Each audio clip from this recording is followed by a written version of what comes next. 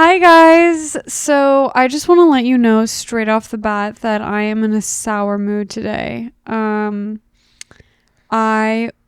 do want to give you a podcast though because I think that it's important to be consistent. So this is going to be more of like a video journal. I think this episode, then it's going to be like one of our silly little, but honestly, who knows? Because my mood can go like this and so can Aaron's. We'll show a quick snippet of how the first round went about 30 minutes ago.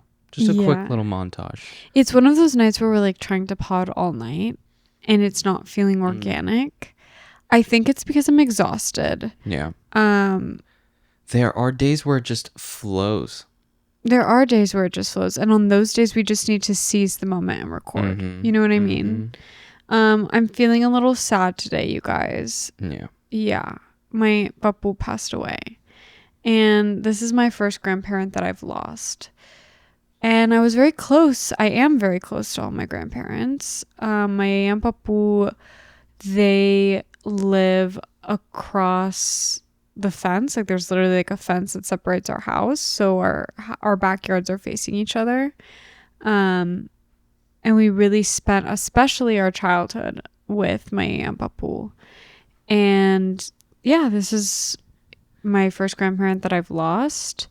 And I think that before I experienced loss, especially of a grandparent specifically, you kind of just think that they're going to live forever. You don't really think about it. And I don't think I expected it to hurt this deeply. I thought that, I didn't expect it to hurt this bad.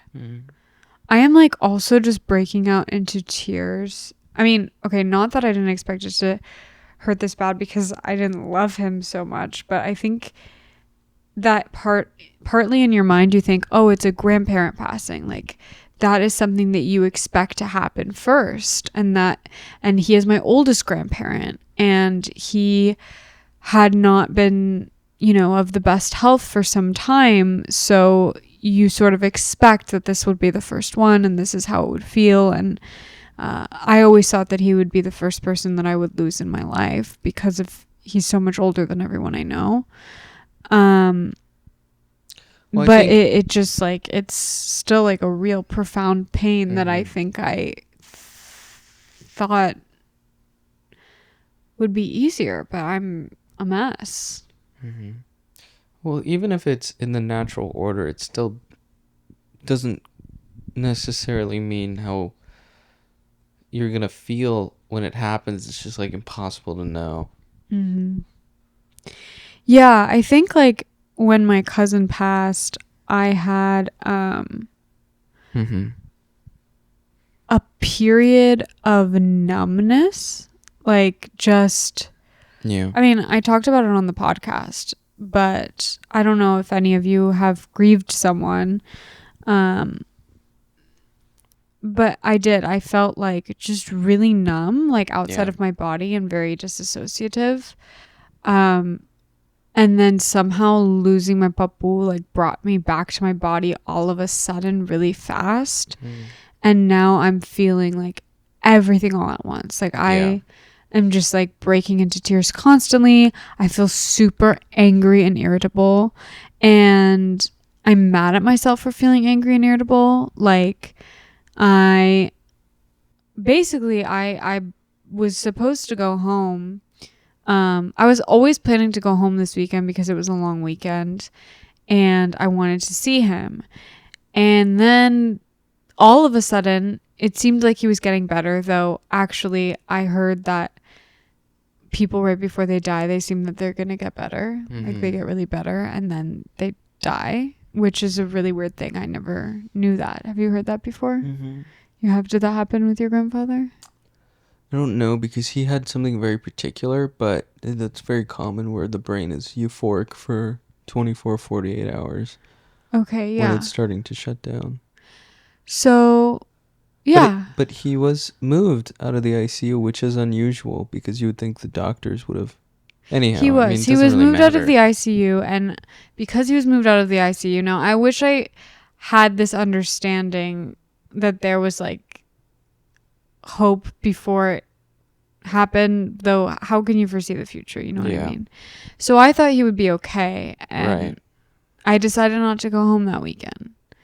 I can't say that I regret it, but I do, honestly. Sure. And then my dad called me and told me that he was going into hospice, and I decided, okay, I'm gonna buy a ticket, and I was too tired to fly back that morning.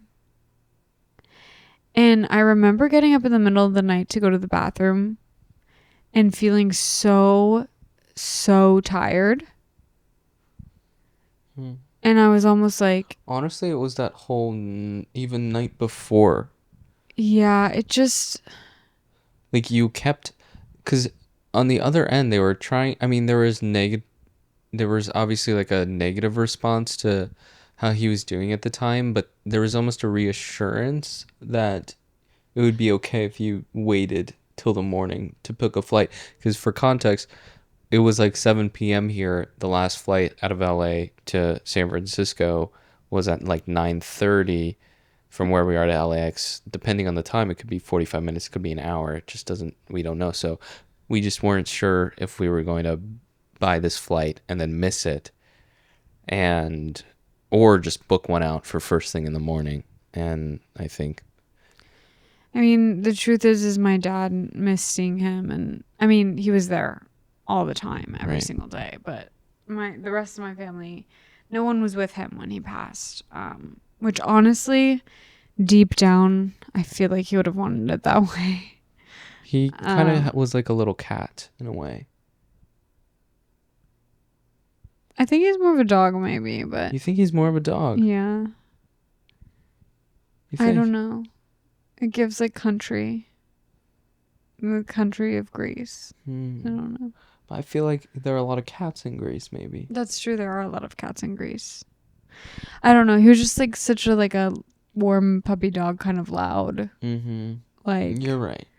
You know, bark worse than his bite. Yeah, that's true. That's very true. I don't know. My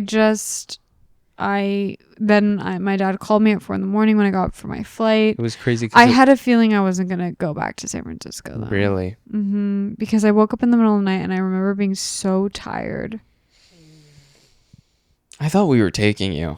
I mean, I was pretty confident that you would at least get on the plane, but it was crazy because it was literally the moment we had to... So it was a 6 a.m. flight. We had to be up by like 4, and we got up at 4, and it was literally...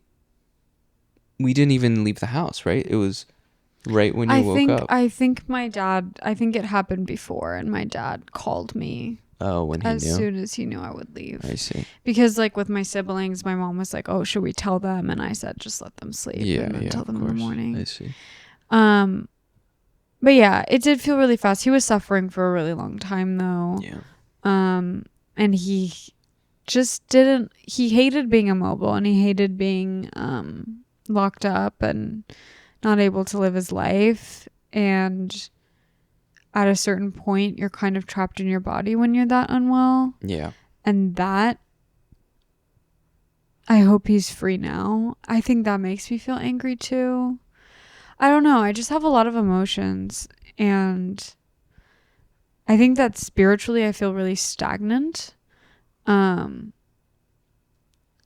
Like, I will say the night that he passed, I had a dream of my cousin. And she was very happy and running around. And in the previous dreams that I had seen her, she wasn't as happy. So I don't know. I do believe that if, you know, he passed, there was some sort of way that he was guiding her, because I think that she did not want to leave this earth because she was so young. Yeah. And he was ready. Mm-hmm. And so maybe she needed an older spirit to guide her to whatever is after. Right. But yeah, I feel like in a really weird, like, spiritual limbo. Like, I think that I want to be very connected to my spirituality, and I also feel kind of embarrassed by that, and I also feel angry, but also um really grateful for life in a way that I never have felt before. Um and then I'm like sitting doing my day to day, and it's just really hard to focus on Yeah. anything, and I keep thinking that I'm wasting my life. Mm-hmm. So I don't know. I think that like also my papu toward the end of his life, he kind of just stopped wanting to live in a lot of ways, and that's really painful for me to reckon with. Yeah. And I think that You I mean don't know. in the way that he never kind of found you saw maybe his disposition change and he never came back to the level that maybe you remember growing up, the kind of joy he felt maybe at that time. And is that maybe where the sadness is coming from? That there was maybe an expectation prior that maybe he would have had a I think it's like I honestly think it's like a lot of issues that I grew up with or that yeah. I face or that I struggle with personally that is probably generational trauma that's coming up. Yeah.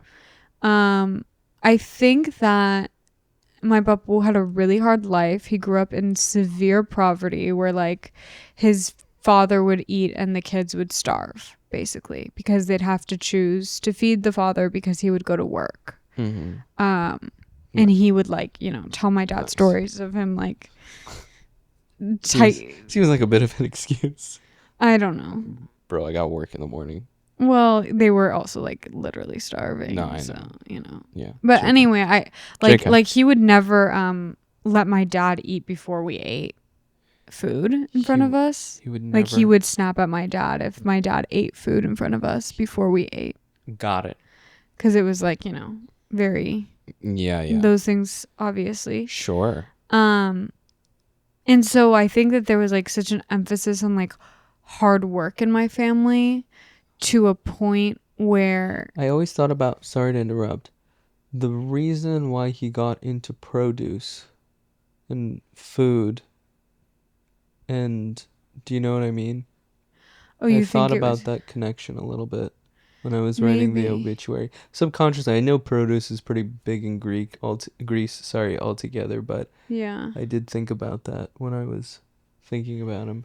It's true. I That mean, I do think that he grew up not with no access to a lot of to food, and he did grow up starving. So yeah, I think that he did love eating food. He would eat like a loaf of so bread and a delicious. bottle of I wine for remember when lunch. we first went to the store when I first saw it. My Um, Bobo owned a produce store, and that was like his, I'd say, like most notable. yeah, a thing that's still there that Yeah. is really popular in your Mhm. guys' neighborhood. Like, it's huge. And he helped build that. So, I mean, that's really cool. But I remember the first time we went, and I was like, dang, there's such like artisanal, like, I understood where, like, We also, I want to say that he sold the store before I was born. So I actually sure, never grew up. in that era. Yeah, I never knew what it was like him owning the store, but Right. I know that it was very important to my dad, and I think part of him wished that he could have taken it over. Yeah. So there was like a lot of emotional ties to the store, and I knew people like my family worked there, my nono, um, but I never knew it in that time, unfortunately. Mm. But what were you saying? It was so artisanal. Well, just, I remember you were able to get the feta, you were able to get all these, like, little delicious little things, and it was on the freaking house at the time. Yeah, because my nono would sneak it. I don't think that was allowed. He let that rip, and I was like, damn, what a nice little operation you guys got up here. Yeah, it was. It was, but there was like always so much politics to do with the Yeah, store. bureaucracy, I get it. Um, It's how I feel about the place down the street too, where this guy, he opened this little Thai bowl station for a little lunch bowls, and he just has all his sons working there all the time. His little teenage sons, these little teenage boys. no, they're not Thai, Aaron. It's The Vietnamese. Vietnamese bowl. Sorry. Yeah. My apologies to the community. I was like, where's the Thai bowls? Like, where, like, you're like Vietnamese little lunch place. I'm like thinking of like Hawaiian food. You're like little these Thai. little, no. Yeah, right. Sorry, Vietnamese. Thank you. Yeah. And I think like that's my dad's like biggest dream is to have this like family business because it wasn't really passed down. There's just like a lot of things, you know, with that. Sure. And yeah, I don't know. I also think that, yeah, so hard work was really an emphasis in my family. And because of that, I think that sometimes there was a tendency to trivialize joy or like, not joy because my papa was a very joyful man, but like just enjoying pleasures kind of. Mm-hmm. Or like not doing anything. Yeah. That was, and I say this because I do this myself. Like I noticed I would, and I still do this. I catch myself doing it. I really try to work on it, but I would get so mad at myself for not doing anything or for not being productive or not working hard that I am just wasting every time that I'm not working. But that's how And you feel, that it's a waste. you feel that, but I also am wasting it. Right. Because I'm just like sitting there Through upset that I'm not Sure. doing something. Yeah. And I think that he was, you know, he carried a lot of that with him, which was a lot of trauma. And, Yeah. you know, but he also, there was like a lot of joy that he had as well. Sure. I think like when someone is sick in your family too, and when things are like, you know, a little chaotic, all of that stuff really comes to the surface and all of the family dynamics are heightened. And the more that I feel that I grow independently or that I feel stable for a moment, just lately this year, I've kind of been like pulled back. But I know that's everyone in my family. Like my parents haven't really had their own life for a while. I can't even begin to imagine the pain that my aunt and uncle are in. So I'm in a very privileged place, to be honest. Well, I don't even know if it's that. It's just I mean, I'm not talking about your aunt and uncle, but I mean, it's just a very, not burdensome, but it's a very difficult transition. Yeah, I mean, you went through it though. And you lived with your grandfather, like just you. Mm-hmm.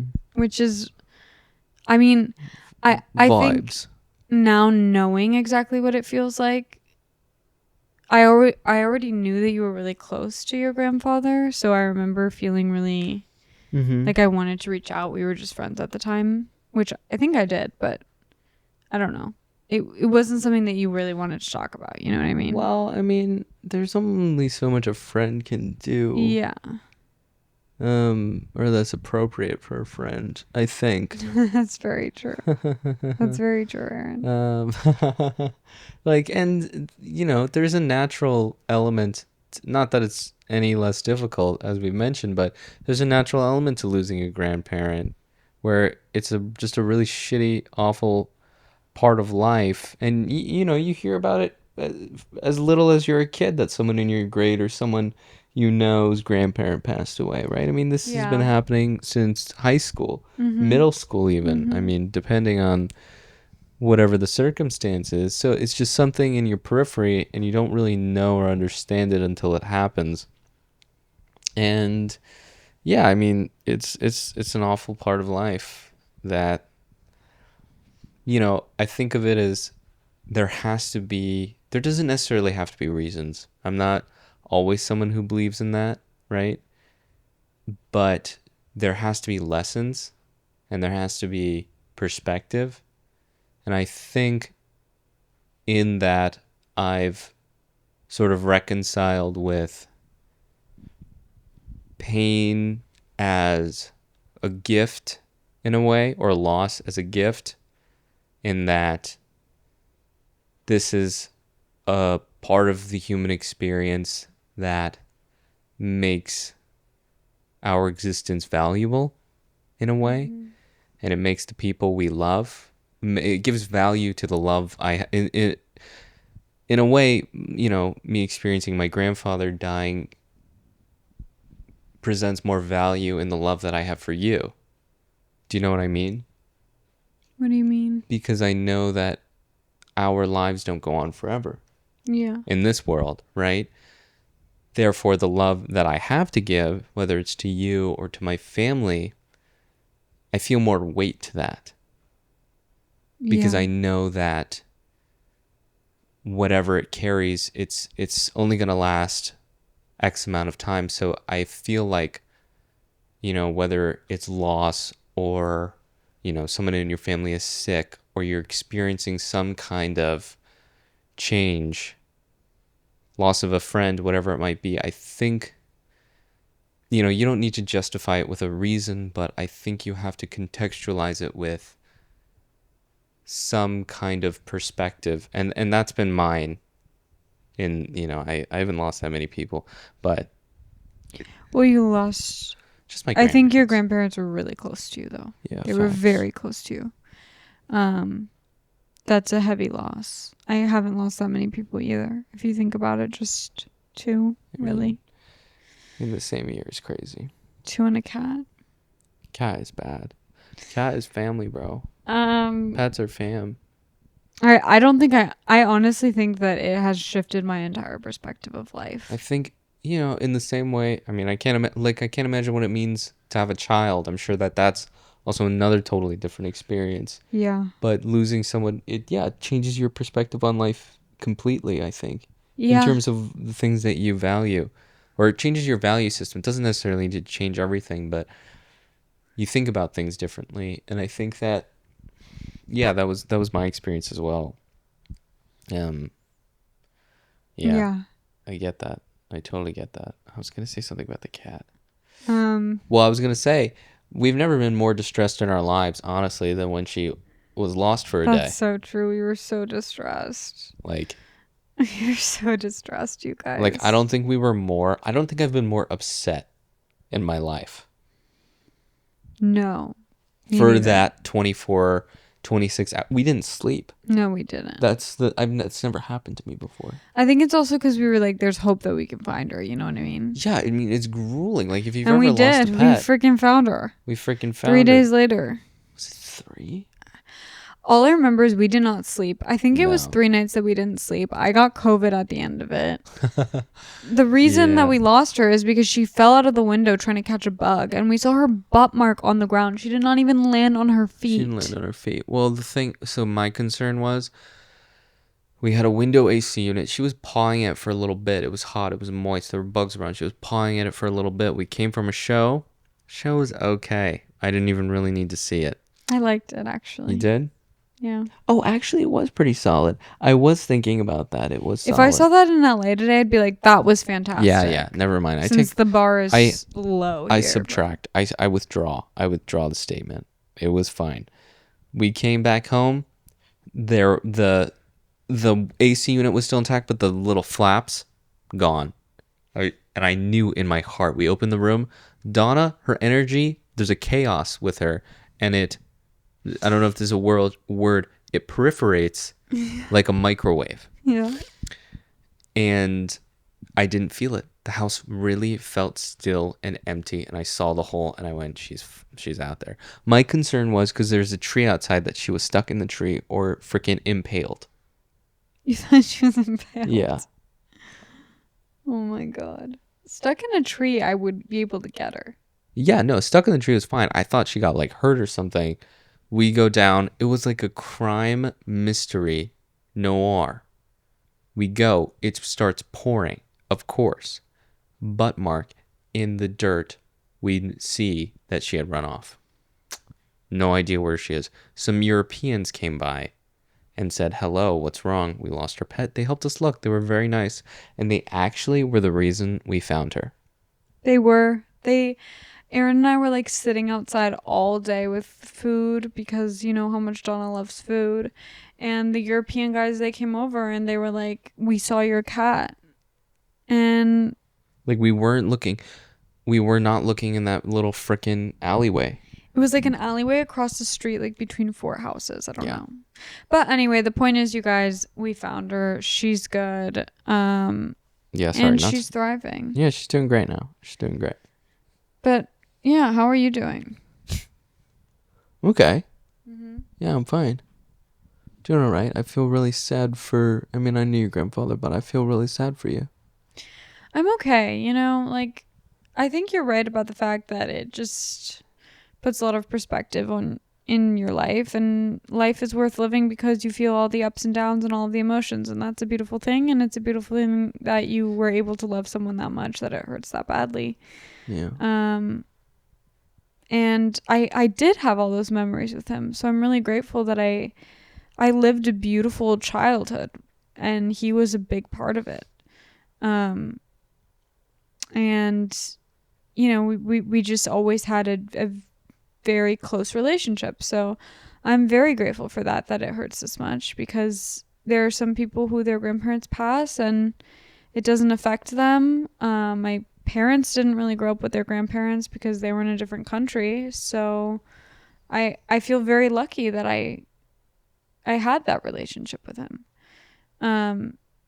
But yeah, I mean, it just all hurts. Like, it's just heavy, you know? Life has to change. I think about my yaya and I feel really sad because her whole life has kind of been with him. She got married when she was 17. Mm-hmm. And naughty papu. Well, it was arranged. Yeah, just kidding. And so then she was kind of like sent to America, because that was a common thing with poor families in Greece, to send their daughters to America to send money home. Right. And that was kind of the only option. And she did not, she was like terrified of coming to America. She did not want to come, I don't think. And then her worst fear came true, but it's okay, because she heard like really bad horror stories of these girls who were like sent to America only to find out that the man that they married had like 12 children that they know how to raise. Like, she heard horror stories and stuff, so she was okay. But you know, I think that that's lonely. So scary, yeah. And being with someone so much older than you, especially if you're that young, it's really difficult, especially at that time and with Greek culture, to find your voice. And for the first time in her life, she's kind of having to... This is the first time in her life she hasn't had to take care of anyone. Mm-hmm. And I think that she really doesn't know what that role is, and she's already a lot older. So that's going to be an interesting transition for my family. And yeah, I don't know. There's just a lot of like uncertainty, and more so for the people at home. And of course comes the guilt that I'm not home, but then also a sort of like relief and a guilt in that relief too. Yeah. But I think that that's just grief. Like, I think that that's just life. Sure. And that's what I'm coming to understand, is that I don't think I'll ever feel completely content. And my issue has always been that I left home, even though I live 6 hours and 45-minute plane ride from home. That's always been my issue, is the guilt of that. And I think that that's just something that I'm going to live with for the rest of my life. And the only thing I can do is work to not pass that on to my children. But yeah, I think that the beautiful thing about being really close to your family is that you do miss them constantly, but you're also kind of thinking in like a group mentality. And so it's like you're grieving, you're helping each other grieve, but then you also are taking a moment to grieve on your own. Mm-hmm. And yeah, I just feel a lot of complicated things right now, and that's okay. And I'm grateful that I'm feeling anything, because as I said, when my cousin passed, it was actually like I was outside of my body Yeah. And I could not feel anything at all. Mm-hmm. And that was scary. So I think that this is healthier, you know. Yeah, for sure. That I am like crying at the gym or in my car or whatever, you know. It's okay. And yeah, I tried to record a podcast where we're gonna talk about like other things, but to be honest with you, I cannot hide the way that I'm feeling No. at all, especially in front of Aaron and on this podcast. Yeah. So if you've watched this far, you know like all of the nitty gritty details of my life. Which is interesting because I will say this, and I don't know if you have this similar experience with grief. I find that when I talk about it or when I tell people that something has happened, that someone has passed, I kind of just blurt it out and then I try to like move on as fast as possible. It is the most awkward experience. I hate telling people that I've lost someone. I think it's really uncomfortable. Yeah. But this doesn't really feel like I'm telling anyone because it's a recording. So in a way it's kind of therapeutic for me. But yeah, a lot of my close friends do not know that some of my close friends don't even know that I lost my cousin. So I just I guess a lot of people handle it well, of course, but it's just like, how do you respond, you know, especially with my cousin. But yeah, it's just like a very, I don't know, awkward thing. And I think that I'm the type of person, unfortunately, that when something bad happens in my life, I totally isolate until it's better. And then I'm like really fun again and hanging out with my friends. I shouldn't do that. And I know it's not great, but I just kind of like hide. I hide until it passes. Yeah. And I'm ready. Like a bear. Yeah. And I like weirdly for the first time in months, like a few days before my papu passed, I was feeling like myself again. And I was feeling like, okay, I'm ready. So maybe I just was like, I caught the wave that he was doing better and I felt great. And then this happened, but that's okay. And that's life. And I'll feel better again. And there'll be ups and downs. And this next year will be really hard because it will be the first year without two people on my dad's side of the family. And, you know, that's just like a big loss because, yeah, you know. No, of course. So we'll navigate that and we'll see where life takes us. But the truth is, you guys, is I cannot lie on this podcast. I've tried it before and it just ends up. You. I mean, what are we going to talk about? That guy who threw a ham sandwich? Well, who threw it? That sounds fake. It's not fake. Where was it? It was in DC because he called the National Guard on DC, I guess, because he's like, DC is terrible. I need to do a federal takeover of DC right now. You're allowed to do that? If you just call the National Guard? Well, yeah, you can just freaking do it, I guess. You're not supposed to, but in DC, because he's the fucking president, he's just like, yeah, I fuck around. So this was Trump? Yeah.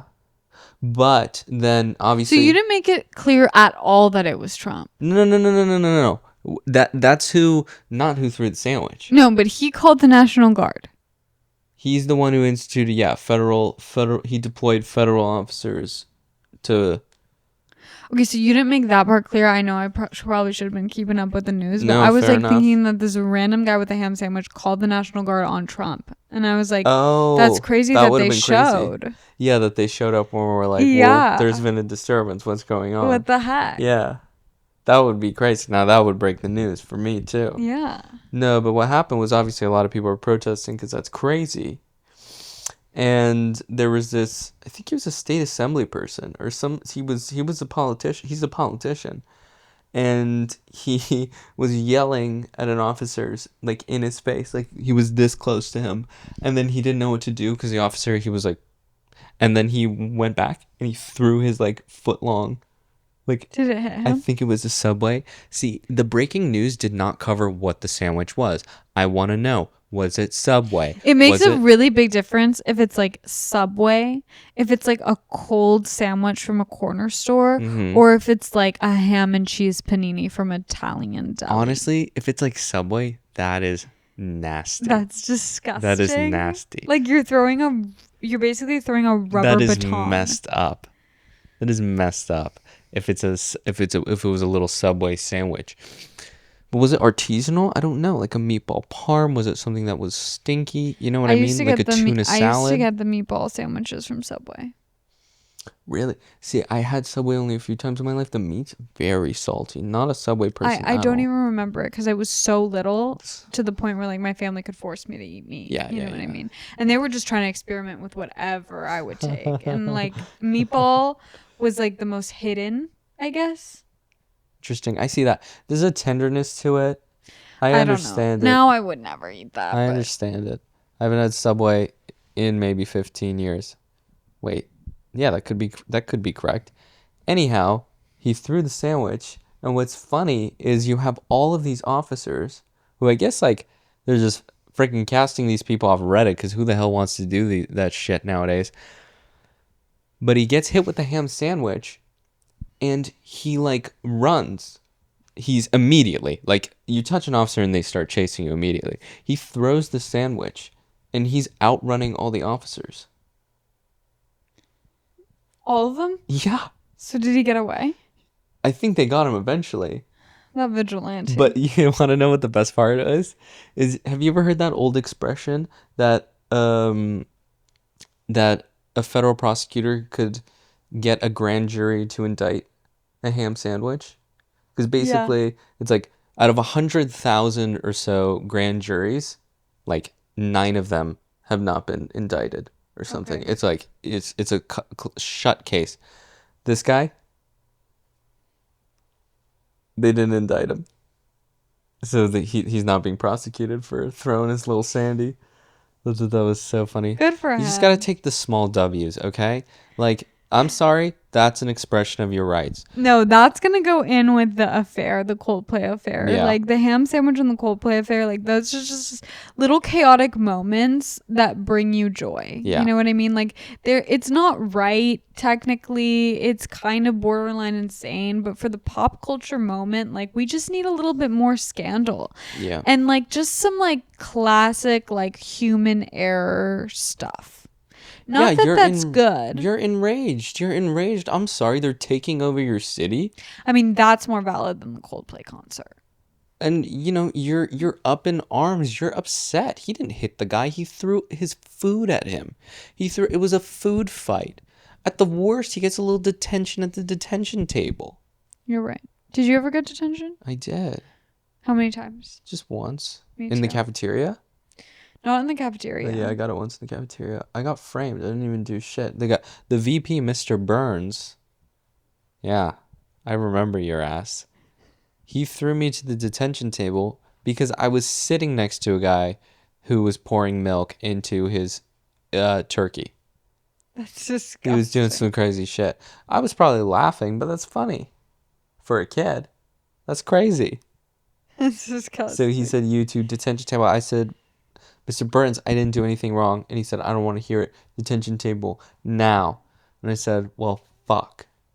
You said, well, fuck. No, I was like 7. I didn't know what that was. Mine was... But I knew that the criminal justice system was highly messed up from a young age from that moment of being misjudged.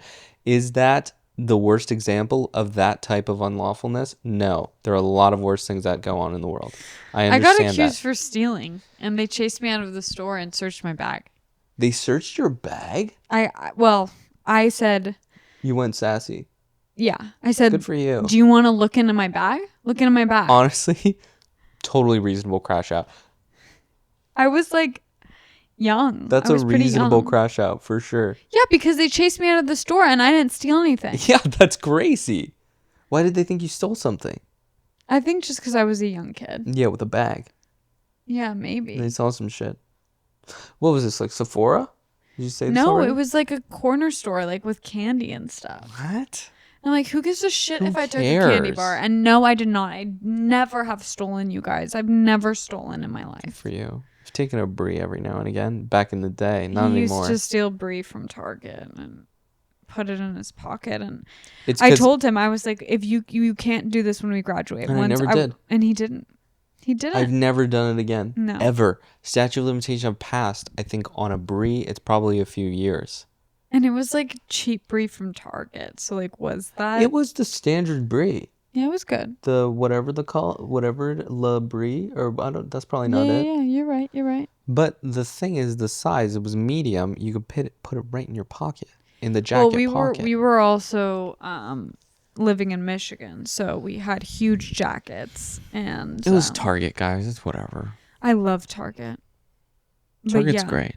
Yeah, big corporations, no small businesses. No, never. Aaron's ever. a vigilante. He's the Yes. ham sandwich. Yes. Yes. Yes. Yeah. But yeah. Well, anything else you want to say? No, the ham sandwich was really the highlight, maybe the only good thing that happened this week. What do you think? True. I mean, The fact that he didn't get indicted. That's what I'm saying. yeah. Grand jury said, "Nah, this is fine." I'm just taking the little wins, you guys. You know what I mean? Yeah. I don't know if our next podcast will either be in San Francisco or here. We'll see. Maybe We'll we'll figure it record one out. here if I'm feeling spicy. Tomorrow. But yeah, it's literally tomorrow. That's the only time we have. But I hope that I'm more uplifting the next time you see me. But again, I'm just gonna keep it real with you guys. Like, I don't know what to tell you. There's just no. We were hanging out with friends at a bar that went to Michigan, and so most people don't watch our podcast that we know personally. Yeah. We also don't like advertise it really. But they were kind of asking us about it, and they were like, "Oh, that's so funny that you have a podcast." Like, when people find out we have a podcast, they're kind of shocked by it. Yeah. Or they'll be like, "Oh, we saw your reel on TikTok," but then they never click and they never see me crashing out, so they don't know shit. You know what I mean? And so anyway, I was like, "Yeah, like I am fully like my authentic ass, real self on this podcast." Like, I know, I feel like I'm a pretty genuine person no matter what. Like, I'm honest to a fault. I'm the type of person where sometimes I'll blurt something out or say something. You'll say a little inside even thought. in that. Yeah, I say inside thoughts all the time. And it's always like too much information about myself. Yes. Like, I will say like, "Oh yeah, one time I started crying on the podcast and then Aaron walked out and it was really funny. Ha ha ha." That's not something you need to share. And everyone's like, "What? That And sounds everyone's crazy." like, "Are you okay?" Yeah. Also, we got our first negative comment, you guys. So I think that that's a good sign. Yep. It means that we're really building an audience. Mm-hmm. Our first negative comment, and I think they're going to mainly come from TikTok. I think they're going to be like those type of men that hate women. Yeah. And The angry, lonely men, which we need to cultivate. we do. Yeah, we need to farm those guys because I think they're good for ad revenue. I do too. I think they buy a lot of useless shit. You know what I mean? Do you think they would buy into us? Because I think that they would Why? hate me. Well, I mean, no, on like ads, like they're Like, clicking ads. look at me. Like if what? I'm the exact opposite of what those type of men Sure, like. but they could hate watch. That's true. They could hate watch me. That's exactly true. I hate watch people all the Yeah, time. there you go. Anyway, they were like, it wasn't even really a hate comment, but they were like, "Oh, it's hard to watch these people without thinking that she's going to break up with him." And I'm like, you know what? Our reels, maybe our reels suggest that. But if you watch our podcast, you can see, like, for example, that poetry that Aaron just spewed about me as I like slowly dropped a tear, but like kept it cool. What? Like, you can just tell that we're madly in love. You know what I mean? And that the only type of person that can handle me is literally Aaron Klein, and no other. I honestly don't think any other man will be able to. Well, that's an endorsement. We should put that on a poster. What? Save that for later. What you just said. About our love? Yeah, that's a good. I mean, look. I agree. No, don't take it back. Don't. Don't edit. I shouldn't have said anything. I should have just been like, and with that, we're done. But of course, my little dumb brain has to make it a whole thing. Never mind. Don't worry about it. I'm cool, Aaron, now. Whatever. The point is, you guys, is that I'm crazy. I'm feisty. I'm tired. I've been up since 5 a.m. I What? went to the Pilates class Oh that my God. I You do. quit. That I quit. Do you feel like you're in Pretty Woman at the end? No, because I still can't fully afford it. I see. If I was like really rich, I mean, I can afford it now. So I do feel good. I'm paying for my own class. I feel like that's a full price class. Get your workout in, girl. But I think if I was like stupid rich, if I could like miss a class, Yeah. I sleep in and then I could buy another class from a different studio, a different day.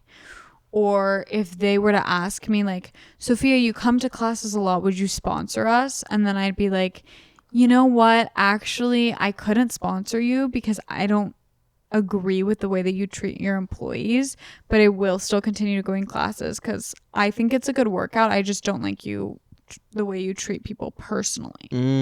That would be a roast right there. That would be a roast. They would that would be burnt to the crisp right there. Yeah, it would be. Yeah. So, I'm gonna manifest that for you, that little moment right there. I don't know, you guys. But the thing is like I don't really dream about revenge anymore. I used to. You don't. I love revenge. I love revenge of like walking into a room and just being as hot as humanly possible and having everyone look at me and be like, damn, she's doing great in life. And that's happened a few times, I'm not gonna lie. Like, do I play it up? Yeah, for sure, 100%.